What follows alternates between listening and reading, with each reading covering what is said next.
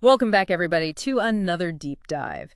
This time, we're going deep into something that I think is super relevant to a lot of our listeners, especially here in California. We're diving into the workers' compensation system. Okay. You always hear about it, but maybe don't totally know how it works. Yeah. And we're going to try to get to the bottom of it. We're going to figure out how it works, who the major players are in the system, what everyone's responsibilities are. And for this dive, our source material comes from Chapter 4 of, well, it's a pretty dense document, but it's all about workers' comp in California. Yeah, it's interesting. Right off the bat, the document actually spends a bit of time making it clear that it's not just talking about like your typical office workers. Okay. It actually mentions specifically like farm workers, domestic employees, and even some prison inmates are covered under the California system. Wow. So that's a lot. That's a lot more people than I think I initially realized. Yeah. I did see there was a footnote, though, that mentions there are separate systems for federal employees than, maritime workers, people working on ships, and people working on railroads. So what's the deal with that? Yeah, that's a good point. I mean, that's important to remember that the California system is really focused on workers within the state's jurisdiction. And kind of highlights the fact that there isn't like a single overarching system that applies to everyone in the country. Gotcha. Okay. So let's really kind of zoom in on the California system here. What's the main goal? What is it designed to do? I mean, at its core, it's really all about protecting employees. If you get hurt at work, if you come down with an illness that's related to your job, this system is supposed to make sure that you can get proper medical care and also that you're financially supported while you're recovering. Yeah, totally. That makes a lot of sense. But a system like this can't just function on its own, right? Like it needs people. There's players involved. Exactly, exactly. And the document we have here lays out 5 key players: employees, employers, insurance carriers, claims administrators, and physicians. Mm, It also mentions attorneys, but kind of lumps them in a different category. yeah. Where do attorneys fit into all of this? Think of them as like potential participants. Mm-hmm. They could be representing either the injured worker or the employer insurer, but they're not always necessarily involved. Gotcha. Let's stick with that core 5 for now. Okay. And maybe we can start by talking about employees. What are their rights? What are their responsibilities when it comes to this whole system? Yeah, let's break it down. So the document we're looking at says employees are required to report any injuries to their employer within 30 days of the incident Yeah. and to file a claim using a specific form called a DWC-1. That 30-day window, that can be tricky. Like what happens if someone has an injury that seems minor at first, Right. but then it gets worse over time? Yeah, that's a really good point. The document doesn't really go into too much detail on those situations. What's the best thing for an employee to do if they find themselves in that scenario? I mean, I think the key takeaway there is just communicate, you know? Okay. Even if it seems minor, report it, seek medical attention right away. Gotcha. That way you're protecting your rights, you're creating documentation, just in case, things do take a turn for the worse down the line. Okay, so early reporting is key, even if it doesn't seem like a big deal at first. What about choosing a doctor? Uh-huh. Does the employee have any say in who provides their treatment? Absolutely. They absolutely do.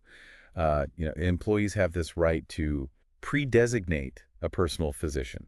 So that basically means they can choose a doctor they trust in advance, before any injury happens. Gotcha. That way, if they do get hurt at work, they can be treated by someone they're already familiar with. That's interesting. So it's like having a plan in place. Yeah, like get ahead of it. Yeah. I did see the document mention something about chiropractors and acupuncturists.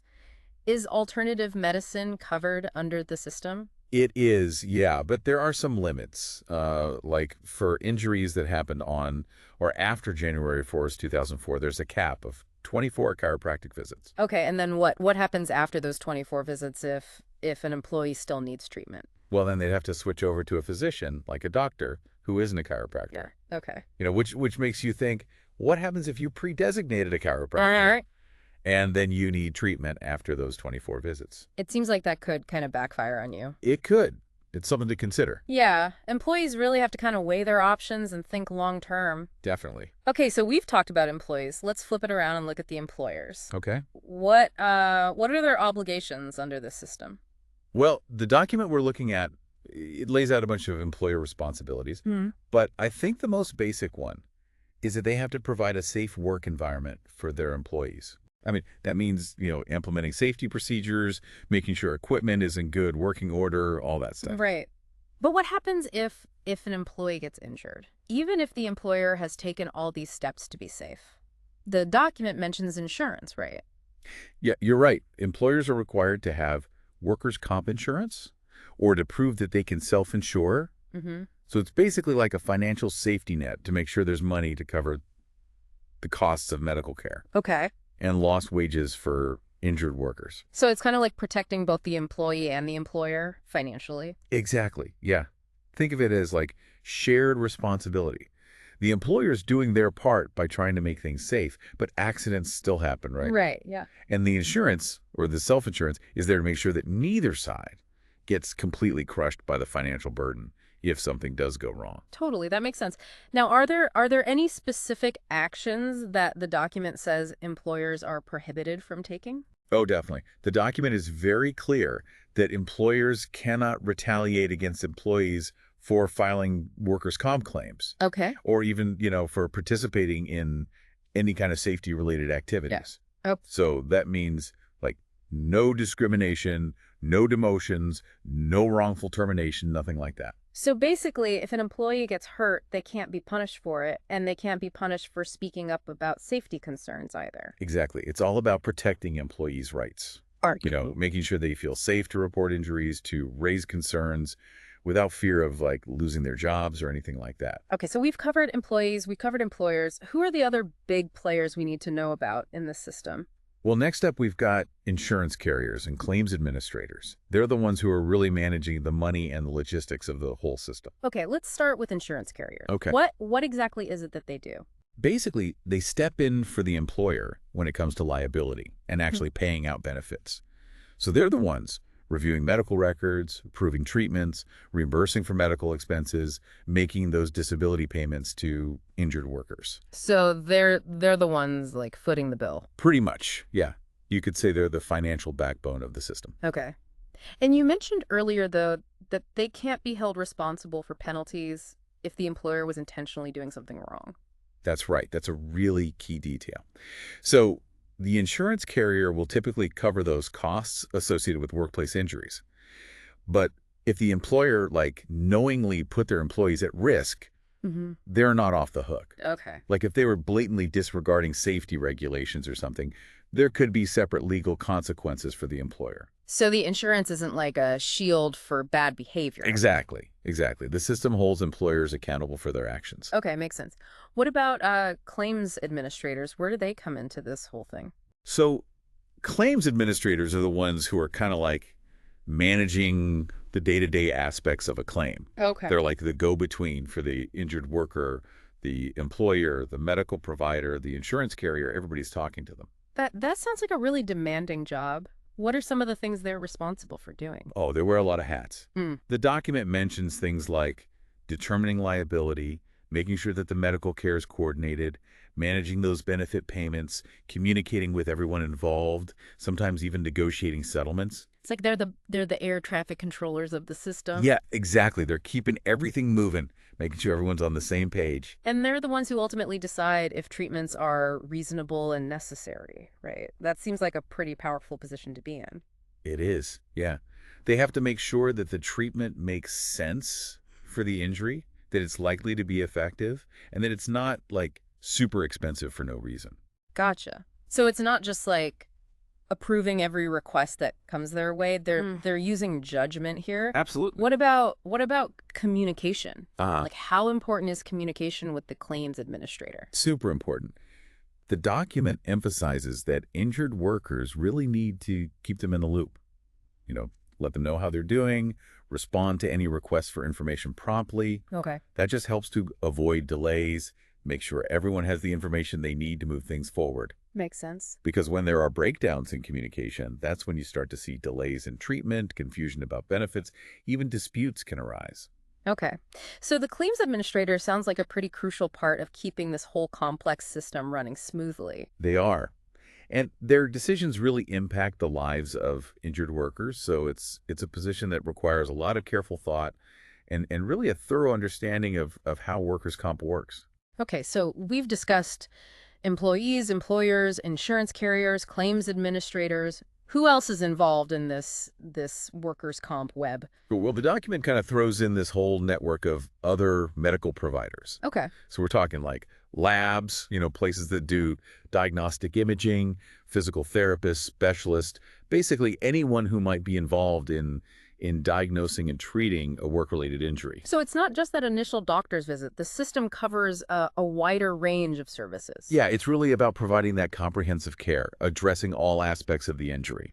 And I'm assuming, since we're talking about recovery, that brings us to probably the most important player in that process, the physician. Exactly. The doctor, the one who's actually treating the injury. The document really calls out their role as being multifaceted. They're not just providing medical care.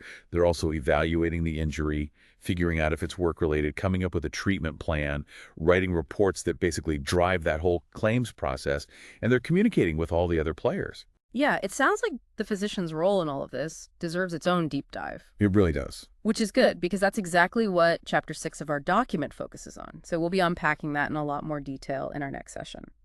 Okay, something to look forward to. But before we wrap up this part of the deep dive, there's one more group to touch on. The attorneys. Right. So we mentioned them briefly earlier, but it seems like they can be on either side of this whole thing, representing either the injured worker or the employer and insurer. Exactly. They're there to provide legal guidance, to represent their client throughout the process. Okay. So how are they paid? So for attorneys representing injured workers, their fees are usually a percentage of whatever the employee gets awarded in the end. Yeah. And that percentage is subject to approval by, it's a bit of a mouthful, but it's the Workers' Compensation Appeals Board, usually called the WCAB. Okay, WCAB, got it. So the attorney's financial incentive is kind of tied to how the case turns out? It is, yeah. But the system has, limits on how much they can take. Okay. It's designed to prevent them from, taking advantage of injured workers. That makes sense. The document also mentions something called hearing representatives. Okay. Ever heard of those? I haven't, no. Who are those people? Well, they're kind of like legal advocates. They can help injured workers navigate the system. Okay. But they're not actually licensed attorneys. Gotcha. They can provide support and guidance, but they can't offer full legal representation. Interesting. So it's like an option for people who maybe don't need or don't want to hire a full-fledged attorney? Exactly. Yeah, just another layer of support in this whole complex system. Wow. Okay, we have covered a lot of ground here. We've met those 5 core players: employees, employers, insurance carriers, claims administrators, and physicians. Yeah. We also touched on those attorneys and those hearing representatives. It's clear the system is pretty complex, lots of moving parts, lots of ways things could go wrong. It is, but I think ultimately it's a system designed to help employees. Right? Yeah. To make sure they get the medical care they need, the financial support they need to recover. But like we've seen, you got to know how to work it. You got to communicate clearly. You got to understand what you're entitled to. It's not always going to be a smooth ride. Definitely not. And that's, I think, why we're doing this. Right. To try and shed some light on it and make it a little less mysterious. Yeah, totally. Now, before we move on to part 2, I want to leave everyone with something to kind of chew on. Okay.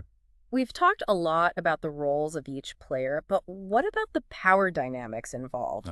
Like, how does the balance of power between employers and employees, especially in those cases where there's maybe serious misconduct on the employer's part, how does that impact how effective the system is overall? That's a really good question. Yeah, something to think about as we continue exploring all of this. We'll be back for part 2, where we're going to take an even deeper dive into that crucial role of physicians. Can't wait. We'll be uncovering even more insights about this whole California workers' compensation system. Stay tuned. Yeah, see you then.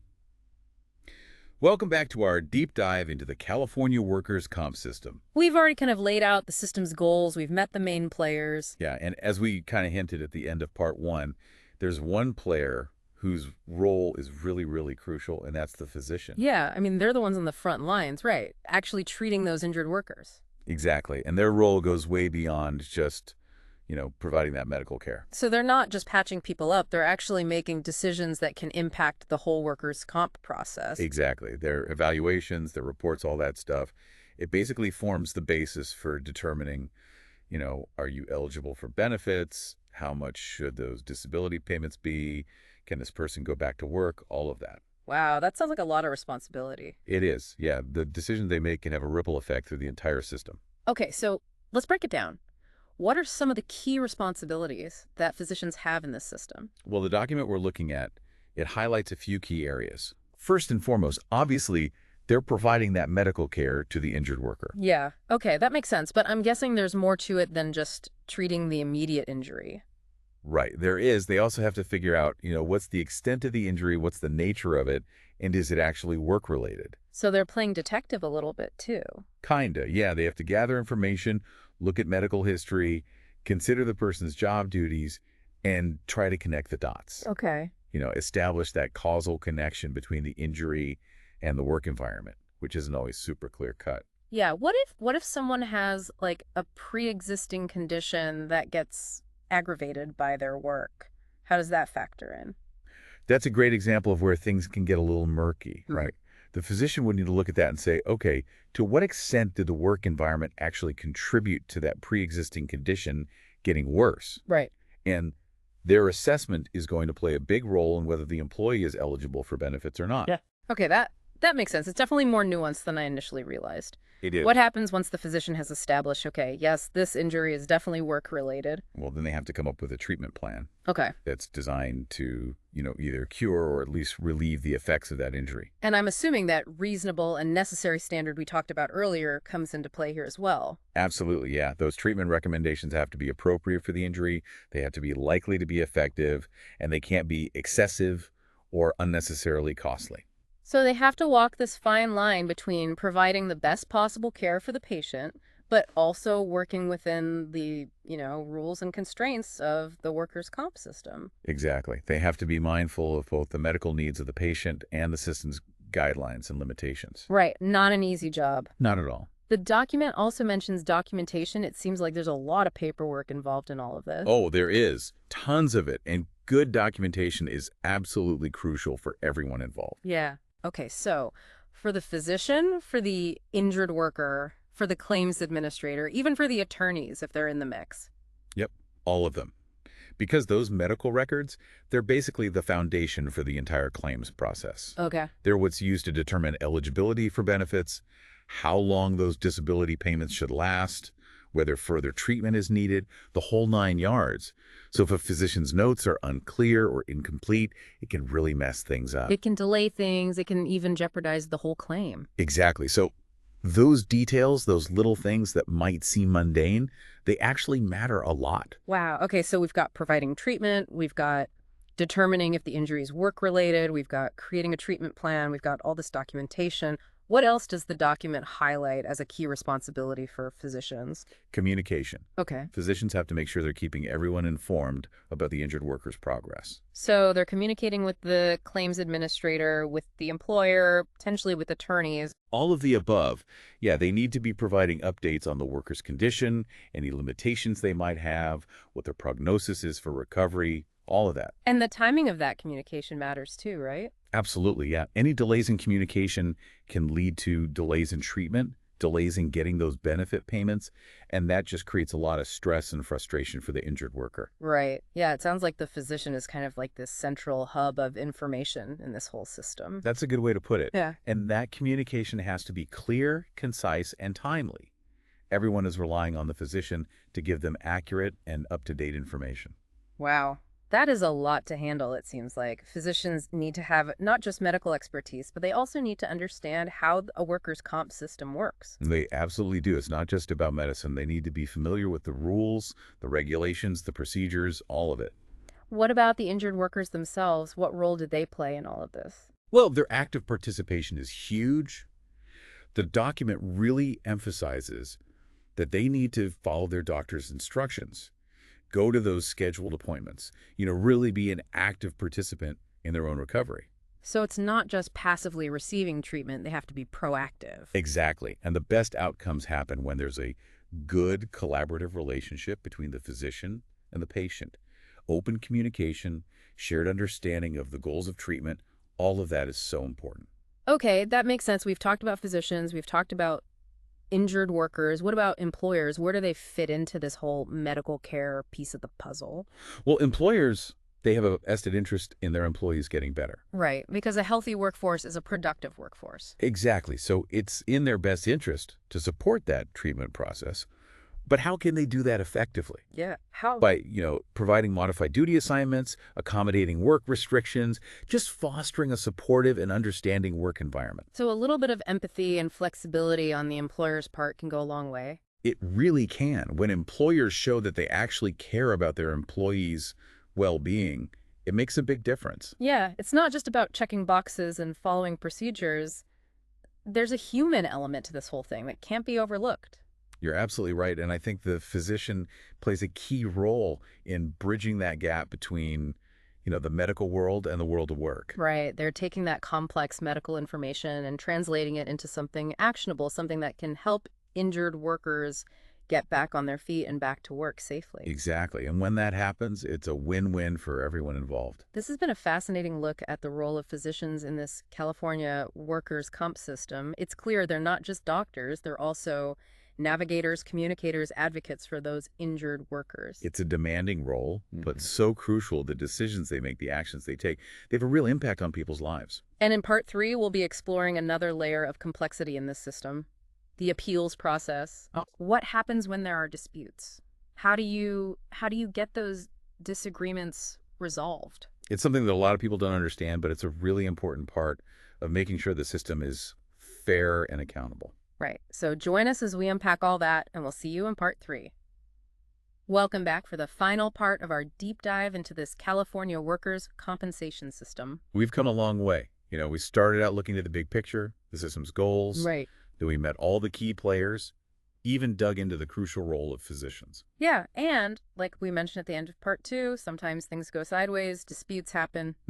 And that's where the appeals process comes in. Okay, so it's kind of like a safeguard built into the system to make sure everyone gets a fair shake, that their case gets reviewed properly. Yeah, think of it as like a safety net for when there's, disagreements about how a claim's been handled. Okay, so let's say, I'm an injured worker here in California.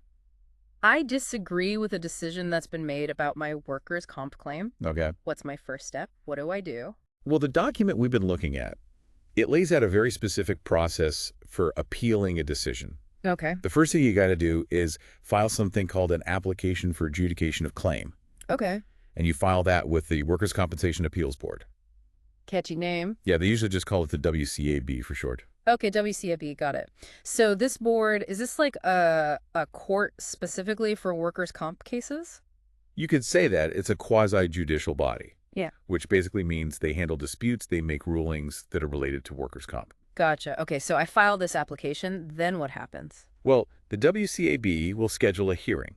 Okay. And that's where both sides, the injured worker, the employer, or the insurer, they get to present their case. So both sides get to lay out their arguments, present their evidence, all in this formal setting. Exactly. Both sides can have witnesses testify, they can submit medical records, any other documentation that's relevant, they can make legal arguments. Okay. Really try to support their position. And who ultimately makes the decision at this hearing? So there's a workers' compensation judge who presides over the hearing. Okay. And they listen to everything. And then they issue a decision based on the evidence that was presented. So it's kind of like a mini trial almost. Yeah, you could think of it that way. With a judge weighing everything, all the evidence, arguments from both sides. And this is where, having an attorney can be super helpful. Right, because they know how to navigate that legal stuff. Exactly. Now, what if I'm still not happy with the decision, even after the judge has made their ruling? Are there any other options? Can I appeal it further? Yeah, you can. Either party, if they disagree with the judge's decision, they can file what's called a petition for reconsideration. Okay. And this gets reviewed by a panel of WCAB commissioners. Okay. So they're basically taking another look at the judge's decision, any new evidence that's presented, and they can either uphold that original decision or issue a new one. Okay, so it's like another level of review, fresh set of eyes on the case. And if either party is still not satisfied after reconsideration, then they can appeal to the California Court of Appeal. Whoa, so it can go all the way up the legal chain? It can. Yeah. But that's pretty rare. Most cases get resolved at the WCAB level, either through that initial hearing or through the reconsideration process. Okay, so it seems like this whole appeals process is really there to make sure things are fair, provide those checks and balances. Yeah, it's meant to address those disputes, resolve disagreements, make sure decisions are made according to the law. But let's be real, going through an appeal, it can be kind of a scary thing, right? Like, it's time consuming, can be stressful, emotionally draining. Oh, yeah, absolutely. I mean, dealing with the legal system is never easy. Right. It's complicated, can be really challenging, so having the right support and guidance is super important. So if someone's thinking about filing an appeal, what advice would you give them? I mean, first and foremost, talk to a lawyer, get legal counsel. Yeah. An experienced workers' comp attorney, they can help you understand your rights, they know how to navigate the process, they can help you build a strong case. Yeah, having an expert in your corner, someone who knows the ins and outs, can make a world of difference. Absolutely. They can help you gather evidence, prepare for those hearings, present your arguments in a way that's, clear and persuasive. So not something you want to try to tackle on your own. Probably not, especially if it's a complex case or there are, like, big disagreements about what happened. Okay, so legal representation is key. What else should someone keep in mind if they're thinking about appealing? Well, it's important to understand that an appeal isn't a guarantee. Right. You have to have a strong case, solid evidence. You got to convince the WCAB that the original decision was wrong. So it's not just about, being upset about the outcome. Right. You have to have a real legal basis for your appeal. Exactly. And you have to be prepared to put in the time, the effort. Appeals can drag on for months, sometimes even years.